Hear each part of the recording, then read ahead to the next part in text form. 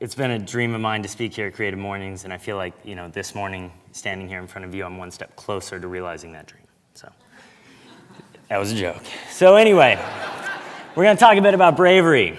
And I was really, truly honored when Tina asked me to speak here and her team got behind that. It forced me to spend some time thinking about what bravery is to me. It's always sort of been second nature, I guess. It's something I've just assumed I knew.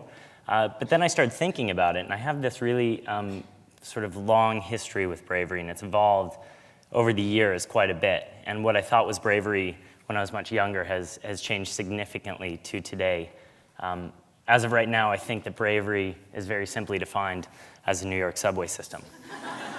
And I have no idea how you guys manage to ride this thing every single day of your life. I'm not kidding. It's honestly, I've done some adventures in my life, but that's the most adventurous thing I've ever done. And I have this new theory where I jump on one of the subway cars, and then I see which way it's going. And that's how I've learned, learning the New York subway system. So to understand my history and how I've sort of come to know bravery, I think it's really important to tell you a bit about my past and sort of expand on what Tina mentioned. And I love to talk about myself, so this is a really good opportunity to do all of those things. When I was 9 years old, my parents made the first really big mistake in raising me, and they gave me a kayak. And I immediately took to it. It was my favorite thing in the entire world, and I wanted to be a professional kayaker. I knew that much, as you can see at 9. Incredible camera awareness, waving, quartering away shot. It's not easy to do, is it? And my parents, as Tina mentioned, did a really strange thing, and it was very much out of the ordinary, and it was their second big mistake. They sent me away for a week to the Colorado Rockies with 7 other young boys my age, at 13 years of age, on a rites of passage. And it was kind of like Lord of the Flies, if you will, except no one's head got stuck on a spit. But it was that sort of like, we just ran loose through the Colorado wild for 7 days, and it was really a coming-of-age thing. And we thought we knew what that meant, but we weren't quite sure. At the end of it, the gentleman who led this experience for us, I remember him saying, you guys, we were in the airport now. It was kind of this big send-off. And he was like, now remember, you guys, you're adults. And that means you can do whatever you want. And I kind of raised my hand, and I was like, whatever we want? And he was like, yeah. And I was like, well, if we're adults, you can buy me a porno. Any 13-year-old boy, if you tell him he can do whatever he wants, that's what he's going to do. And I did. And then he gave me the porno, and I was like, oh, my God, it's real. And I had no idea what to do. I think I threw it out at that point because I was like so afraid of it. And anyway, I think I was testing the theory. And I went home to my parents that night, and they sat me down for dinner and gave me a beer, which was awesome and tasted awful at the time. Another sign that I was coming of age. And they said the same thing. They said, Brad, this really means that you're an adult now. And I thought about that for a bit. Like that's a big deal at 13 to have that power. And they said, you can make any decision you want from here forward, but knowing that any decision you make has consequences, and you're responsible for those, not us. And so I got that. And of course, my dad said, so what do you want to do? And I said, I want to be a professional kayaker. I want to drop out of regular high school. I want to go to a kayak academy, and I want to travel around the world. And I think my dad immediately regretted that decision. He was just like, oh, you missed the point, Brad. That's not what we were going for. But I did. I left. I left home at 13.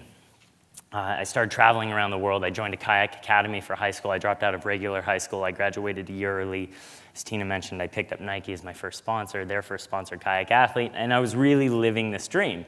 One of the things with whitewater kayaking, what I did for a living is a very niche part of a niche sport. And rather than try to tell you what I did, as Tina mentioned, I have a video, and I'd rather show it. And it allows me to kind of relive my glory days.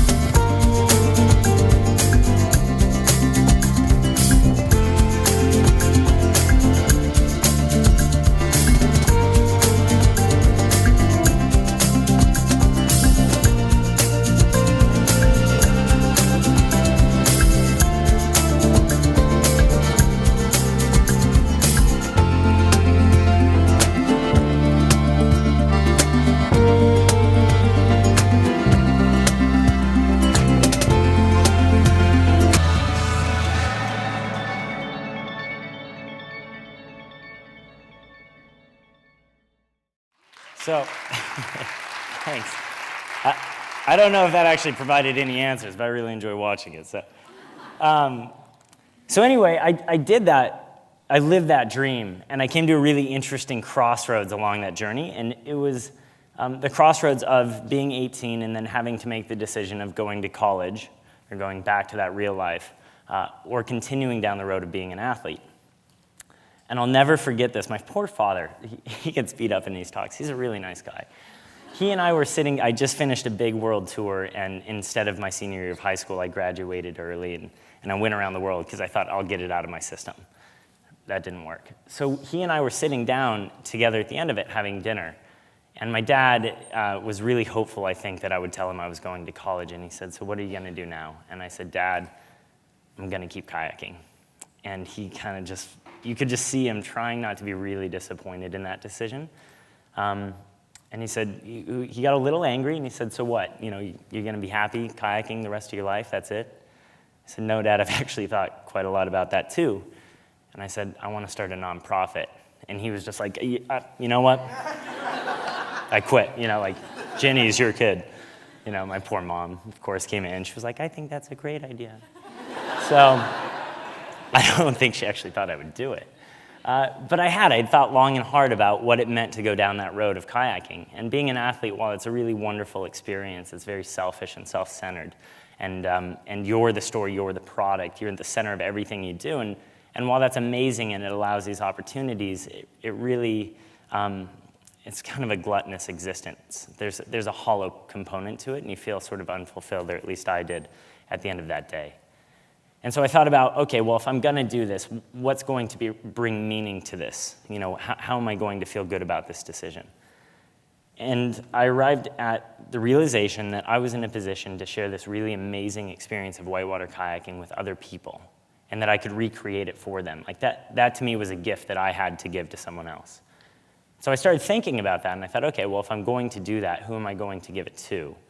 And rewind a few years, when I was in my teens, early teens, my aunt, my dad's sister, was actually diagnosed with cancer. And for us as a family, cancer went very quickly from being a word to something very personal. And seeing her go through that fight was really hard on me, and it really impacted the family. And that stuck with me. And I thought she could have used something like this. And so I started putting it together, and I came up with this idea of first descents. A first descent, as per the video, is being the first person to kayak a river. And I thought, how cool would it be if I could recreate that experience, the first time someone else got to kayak a river, for people who probably needed it a lot more than I did. So I turned to cancer, given my past with it, and I put together this concept of providing free multi-day kayak experiences for young adults with cancer. I chose young adults because, and when I say young adults, we work with 18 to 39-year-olds. The reason we work with 18 to 39-year-olds is because when my aunt was diagnosed in her 30s, and when I started researching this idea of first descents, I went online because my initial reaction was, I want to help kids. And I think that might be a common reaction. And so I started Googling, yes, Google was around at that point. I started Googling what pediatric programs were available. And there were over 250 in the US at that time. And there, I think, are about 10 to 12,000 pediatric patients diagnosed each year in the US. A huge number, but a really great support network for them, and it's really awesome to see it. I remember my aunt only had our family to turn to, and so I started thinking, okay, well, why is that? At the time in the US, 72,000 still today diagnosed in the US each year as young adults with cancer, so relatively large population, and there were 0 support services. And that didn't make sense to me. I, being a young adult technically, at 18 when I started working on this, thought that there should be something for them. Well, in hindsight, we've come to know that young adults, and I think we can probably all relate to this, are facing really unique challenges in their own lives. And whether that's starting a family, starting a job, finishing college, dating, that's a tricky one. All of these crazy things, right? You're establishing yourself socially, professionally, on all these levels. And so to get diagnosed with cancer at that point is really destructive and complicated and expensive. And it's a massive setback in a lot of ways. And what we see across the board often is decreased self-confidence, self-compassion, body image, increased anxiety, depression to the point of clinical. And we just finished a quantitative research study last year that showed these programs actually relieve those distresses on these young adults with cancer through outdoor adventure. What a really cool concept, right? And at the time, I literally was just like, okay, I just want to help. I just want to give this gift back. I had no idea it was actually going to be therapeutic on some level. It took me 2 years of stumbling through the dark and running into a lot of obstacles and nearly quitting numerous times. And then in 2001 in Vail, Colorado, we hosted 15 young adults from around the country and taught them how to kayak. And at the end of that week, I'll never forget, 3 of them separately walked up to me and just said, I just want to tell you that was the best week of my life. And when someone says that to you, you can't turn your back on it. You can't walk away from it. I didn't know if we were going to do another one. But at that point, in that moment in time, I knew that we were never going to stop trying to put these programs on and growing them and providing them free of charge to as many people as needed. Since then, we've hosted, I think, about 3,500 people through these programs. We've added surfing, rock climbing, mountaineering. We're all over the country, now all over the world, providing these programs free of charge. So it's been a really cool experience, and I think my dad has finally accepted that it's going to be okay. That said, I want to touch on a story that happened early on. This was our very first program. This gentleman's name was also Brad. He was my age. And he came to this program, and he had just had his leg removed because of cancer. So he just had it amputated 6 months before this program. About a month before the program, he found out he had 6 months to live. And this was someone I had a lot in common with in life in general. We had a lot to talk about. And this was my first real interaction with cancer, this first program we did. And for me, that really redefined bravery. Bravery to me, before I met Brad, was always, hucking your meat off the next biggest drop or doing the next, stupid human stunt.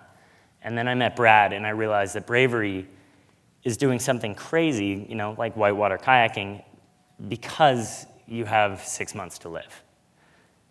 And one of the big things that we find in this population of young adults with cancer is that one of the big challenges or complications that cancer brings into their life is, quote unquote, facing your own mortality at a very unnatural place in your life. And I've seen thousands of people do that, and it can actually be a really beautiful thing.